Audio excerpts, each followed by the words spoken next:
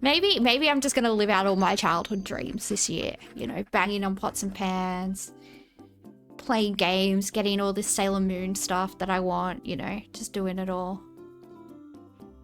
You've been to the protest twice, really nice people there. Yeah, I haven't been to a protest in a minute.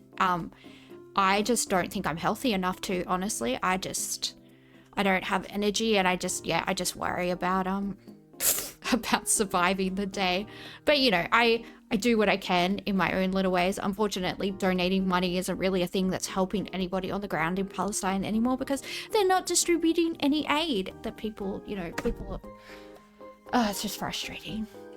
You should watch Sailor Moon. I think Sailor Moon is very, like, if you grew up with it as like a little girl, I think it's quite nice.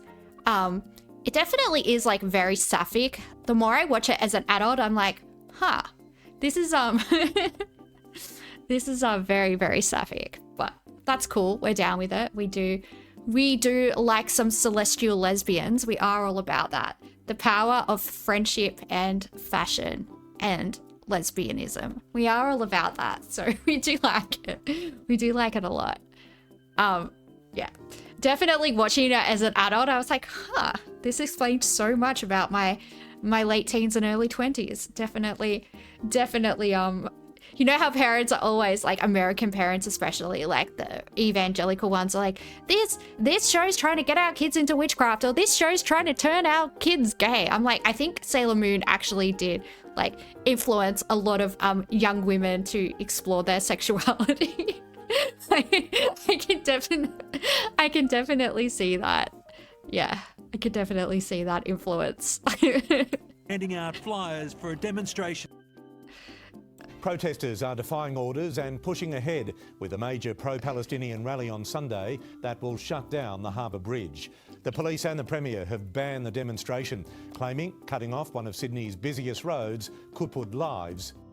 Take the Cross City Tunnel or drive around the Logway, go out west and go across the river.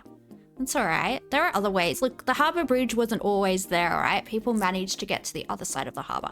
It really doesn't matter if we can't get to the North Shore, I ask you that. It doesn't matter if they can't come across to our side. I mean, I'm not, you know, come on. You can get the train. If they block the, if they block the road, you can still catch the train across the bridge. Or you can get the Cross City Tunnel. I just feel like... At risk. Pro-Palestinian supporters in protest mode. In the city tonight, handing out flyers for a demonstration this Sunday. I remember when Town Hall Steps was just all emos sitting on there, and then there was a band called Town Hall Steps. Oh my goodness. How embarrassing for everyone involved. Imagine if that was with you. Sunday on the Harbour Bridge. Doesn't matter what Min says or whatever, we can march on anyway. It's an unprecedented step which has put them on a collision course with the Premier and police. I miss Sydney. I wouldn't do it for any circumstances. Chris Minns on radio this morning vetoing plans for the Harbour Bridge protest. I'm asking the organisers to work with New South Wales Police on an alternative route. But for the organisers, it was the Harbour Bridge or nothing. We are protesting an unprecedented event that requires unprecedented action, which means marching on the Harbour Bridge. And they're thinking big, kicking off at 1 p.m. Sunday, crossing from south to north, ending at the US Consulate in North Sydney. There's going to be massive numbers out, and that is a reality that Chris Minns needs to come to grips with. You don't think the Harbour Bridge is a good idea? I think the idea is just because it's like such an icon, like it's such a... Not only is it, like, obviously... still a very important, like, thoroughfare and main artery for, like, Sydney traffic wise. It's also like an icon. Like, when people think of Australia, sorry Melbourne and other cities, but when people think of Australia, like, they think about the Opera House and they think about the Harbour Bridge. And so I think that's why like, symbolically the protesters are dead set on getting the Harbour Bridge right, because it sends a really strong... It's like, you know, if somebody wanted to pour blood all over the Statue of Liberty or something like that. I mean, probably you would need a lot of blood, it's pretty big, but you get, like, my point. Like, if you wanted to symbolically send a message, you could cover, you know, the Statue of Liberty in red paint. And, like, that is something that people think of when they think about America, right? When they think about New York, they think about the Statue of Liberty. it screws over a lot of people. Well, yeah, you worry about people getting to work, but I think they said they were going to do it on Sunday. So, and I think like people that work on Sunday on the North Shore that work in the CBD, I believe they tend to get the train into work. So, yeah, but yeah, I can see what you're saying. Like, I'm definitely against protests affecting like normal people just trying to get to their workplace and just trying to like, you know, keep a roof over their head, because like, especially at the moment, things are like, I don't know anybody that's not on a strict budget right now, right? Everybody is struggling at the moment, I think. Water.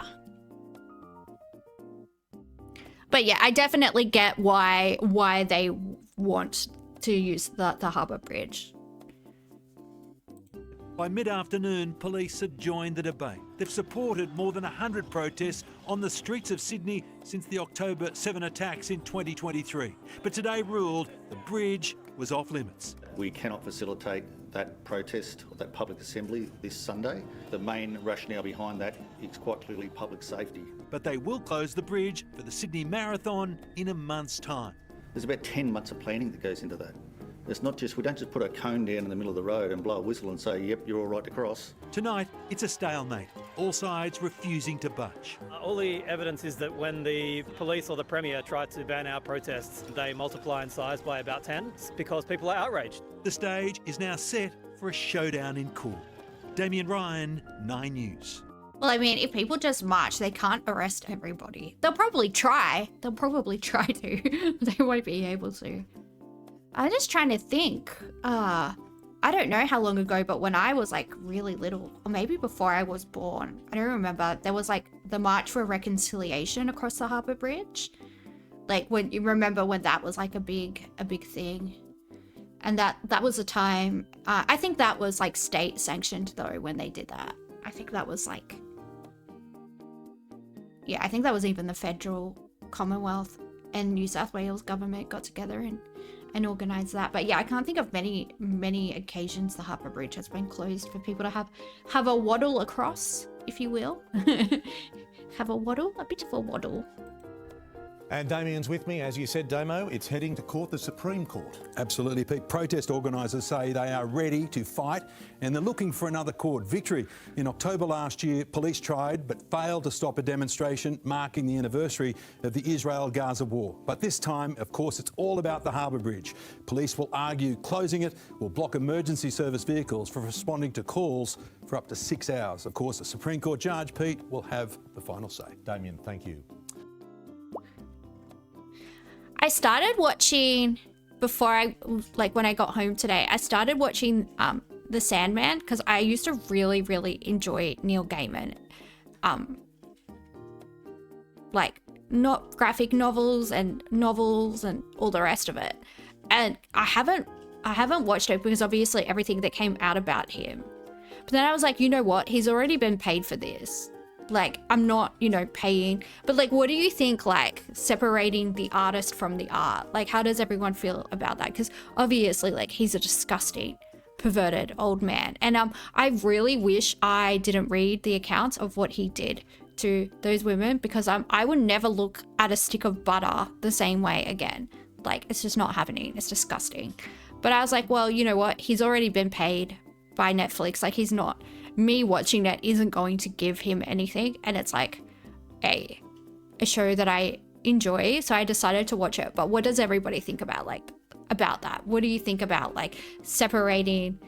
I think as long as like you're not giving these people money, I don't know. But what does everybody think? What is everybody's take on that?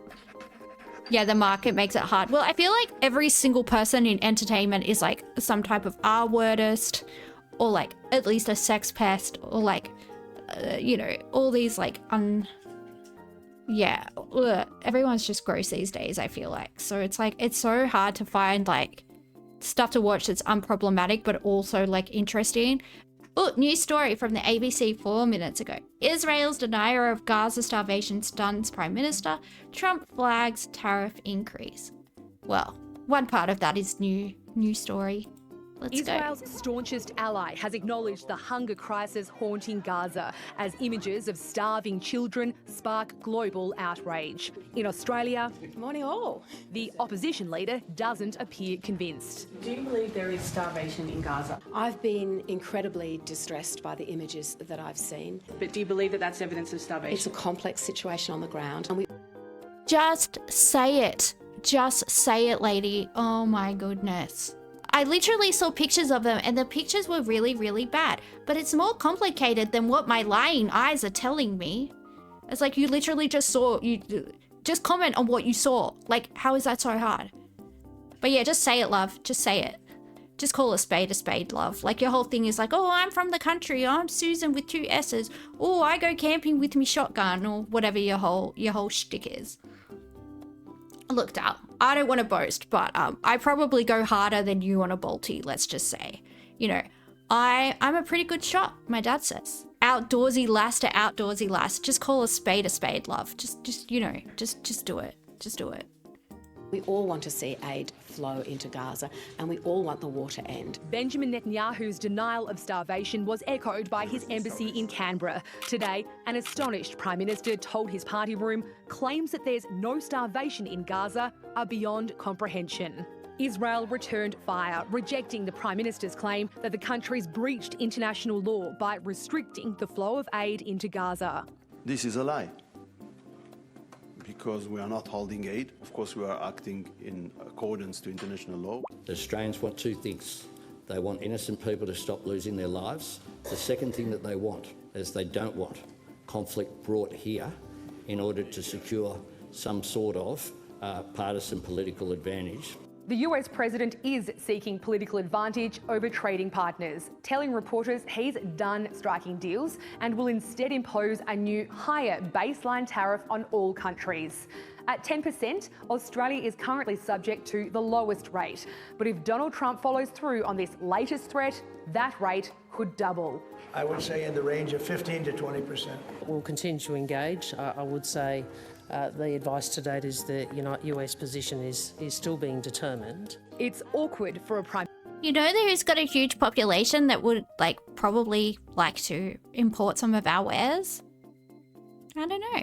I think maybe China. I think maybe China would like to have some of our stuff. They seem to like our beef. Korea like our beef. There's these noodles that I buy and they've got real beef stock in them, and they advertise on the noodles that it's Australian beef. You know, the Koreans, they would like some Hoju beef. They would like our beef. Indonesia would like our beef. Lots of people would like our beef. Yeah, Indonesia's got a very big population as well. All of our neighbors. I just don't know why we're breaking our necks to keep this friendship alive. The relationship is toxic. The love has gone. You know, I don't think America and Australia remember the last time that, we were intimate with each other. There hasn't even been any slaps on the bum when we're making dinner. There haven't been a cheeky booby grab or anything like that. The love is dead. The relationship is gone. There's nothing here. We're just kicking a dead horse. Sometimes it's hard to let go. Sometimes it's hard to let go of the past. You remember the way things used to be back in the beginning of the relationship where we couldn't get enough of each other, and, it's just gone. It's just gone. You have to let it go. You have to let it go. It's gone. Minister who's still yet to meet his US counterpart. The face-to-face meeting matters, and it makes a difference. And it's the way the president does business. Though few can predict what Donald Trump will do. Jane Norman, ABC News, Canberra. You find it both funny and sad how even our PM is admitting the starvation and war crimes, but so many of our politicians are like, it's complicated. Yeah, it's not complicated. It's not complicated. You can say that our relationship with Israel is complicated while stating that the reason why it's complicated is because America wants us to like everybody that they like, but America's best friend is a bully that likes to kill people and, is launching a religious and ethnic, cleansing. Can't talk about it as complicated, yeah. Yeah, the only thing that about it is complicated is wanting to wanting to keep, you know, the domestic population of people that have, you know, dual Israeli citizenship placated. That's the only thing that's but like, you notice, like, okay, for example, like, I am part Russian. I don't get offended when the Prime Minister or other politicians say things about Putin. I don't take that personally. I don't know, it's just very bizarre. Like, it would never occur to me that I'm anything other than Australian, if you can't tell by this beautiful classy accent that I have.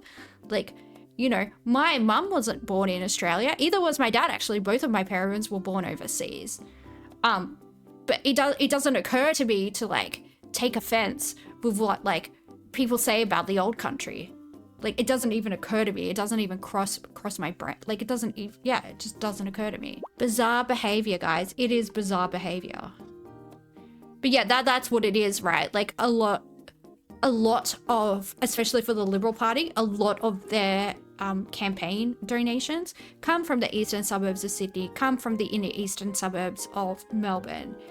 And that's why Susan Ley is so apprehensive about just saying what's going on. It's like, why were those pictures distressing Susan? Is it like people are being starved? People are being genocided? There's little kids starving to death? My goodness. All right. I don't know what to do next because I have so many options. I think we're going to do the food game and then we're going to do the horsey game because I can...